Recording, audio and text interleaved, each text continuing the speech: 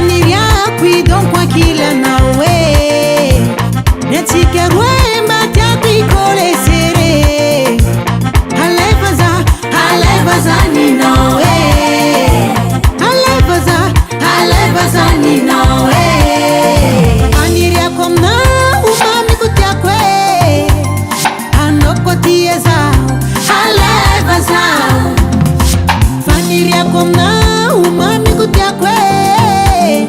Anoko tina ti Alevaza Mazo nosa tivere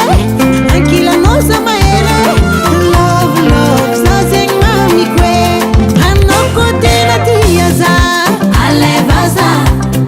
Anoko tina tia za Alevaza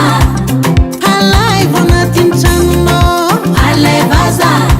Antsikerua yara kamelu tena Alevaza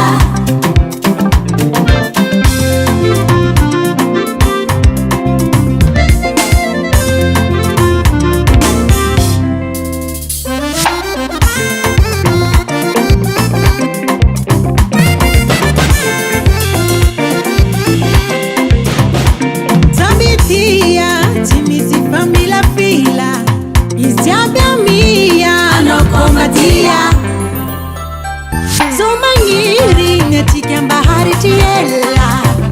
Wetila na chenire Fitiava na manda kizai Fitiava kona wamfuma diu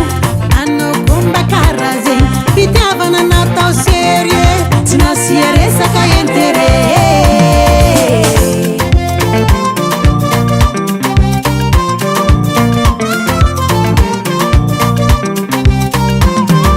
Nisirati yampi mami kwe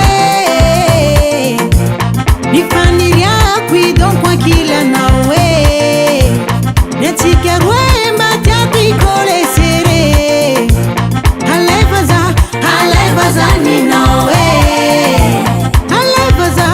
Alevaza ninao Faniriako aminao mamiko tiako Anoko tia zao Alevaza Faniriako aminao mamiko tiako Anoko tina ti Alevaza Mazo nosa tivere Ankila nosa maere Love Zazeng mami kwe Anoko tina tia za Alevaza Anoko tina tia za Alevaza Alaivo natin trano Alevaza Antsikerua yara kamelu tena Alevaza Anoko tina tia za Alevaza Anoko tina tia za Alevaza Alaivo natin trano Alevaza Antsikerua yara kamelu tena Alevaza Landix Sound.